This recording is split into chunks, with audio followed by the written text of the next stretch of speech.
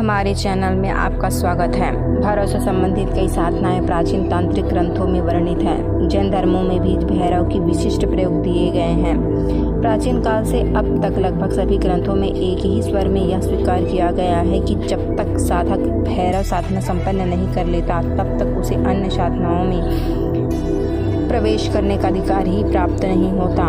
शिव पुराण में भैरव को शिव का ही अवतार माना गया है, तो विष्णु पुराण में बताया गया है कि विष्णु के अंश ही भैरव के रूप में विश्व विख्यात है।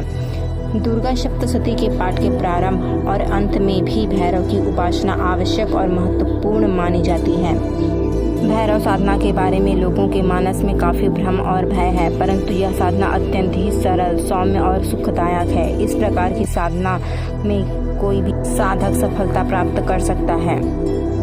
रुद्रयामल तंत्र के अनुसार 10 महाविद्याएं और संबंधित भैरव के नाम इस प्रकार हैं: कलिका महाकाल भैरव, त्रिपुर सुंदरी ललितेश्वर भैरव, तारा भक्ष भैरव, छिन्नमस्ता विकराल भैरव, भुवनेश्वरी महादेव भैरव, धूमावती काल भैरव, कमला नारायण भैरव, भैरवी बटुक भैरव, मातंगी मतंग भैरव, बंगलामुखी मृत्युंजय भैरव से संबंधित है।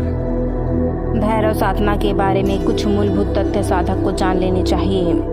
भैरव साधना सकाम्य साधना है, अतः कामना के साथ ही इस प्रकार की साधना की जानी चाहिए। भैरव साधना मुख्यतः रात्रि में ही संपन्न की जाती है। कुछ विशिष्ट वाम मार्गी तांत्रिक प्रयोग में भी भैरव को सूरा का नैवेद्य अर्पित किया जाता है। भैरव की पूजा में दैनिक नैवेद्य साधना के अनुरूप बदलता रहता है। मुख्य रूप से भैरव को रविवार को दूध की खीर, सोमवार को मोदक, मंगलवार को घी गुड़ से बनी हुई लपसी, बुधवार को दही चिवड़ा, गुरुवार को बेसन के लड्डू, शुक्रवार को भुने हुए चने तथा शनिवार को उड़द के बने हुए पकौड़े का नैवेद्य लगाते हैं। इसके अतिरिक्त जलेबी, सेव, तले हुए पापड़ आदि का नैवेद्य लगाते हैं। देवताओं ने भैरव की उपासना करते हुए बताया है कि काल की भांति रौद्र होने के कारण ही आप कालराज हैं। भीषण होने से आप भैरव हैं। मृत्यु भी आपसे भयभीत रहता है, अतः आप काल भैरव हैं। दुष्ट आत्माओं का मर्दन करने में आप सक्षम हैं, इसलिए आपको आमदरक कहा गया है।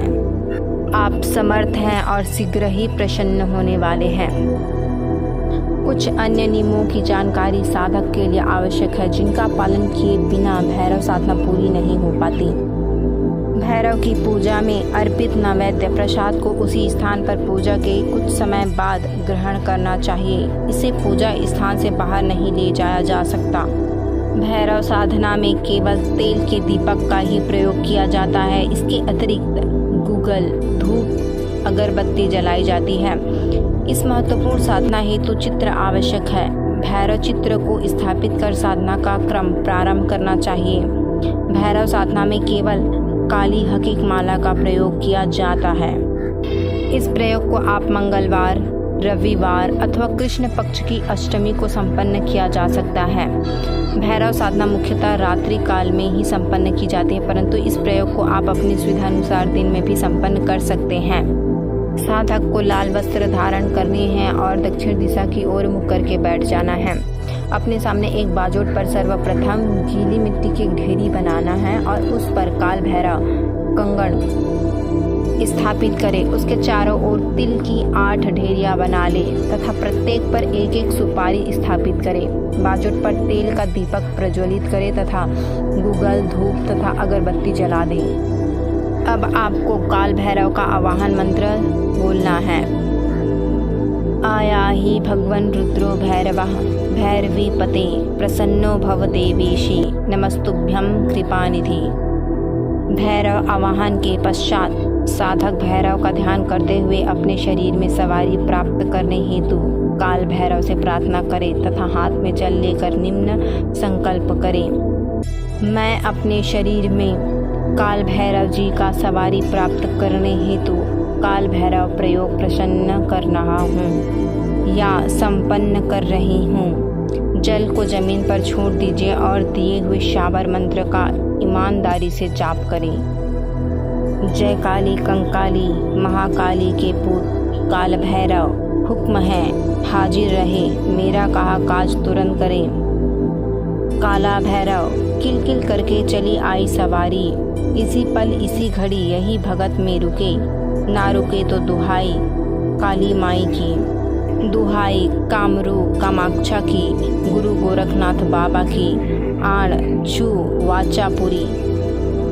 मैं यहाँ कितना मंत्र जाप करना है और कितने दिन करना है, मंत्र सिद्धि के बाद सवारी को कैसे शरीर में बुलाना है, इसके बारे में यहाँ पर नहीं बता रही हूँ, क्योंकि यह साधना अच्छे लोगों को प्राप्त होनी चाहिए। गलत लोगों के हाथ में लग जाए तो वे लोग शरीर में सवारी बुलाकर लोगों को लूटना शुरू कर देंगे, जिससे जन समाज का भारी नुकसान होगा। अतः हम यहाँ पर इस बात को गोपनीय रखते हैं, गुप्त ही रख रहे हैं। अगर जिस किसी को तामसिक शक्ति की ट्रांसफ़र लेनी है तो वह हमसे संपर्क कर सकता है। अगर इसकी सवारी के बारे में जानना है और कैसे लेनी है तो भी हमसे संपर्क कर सकते हैं।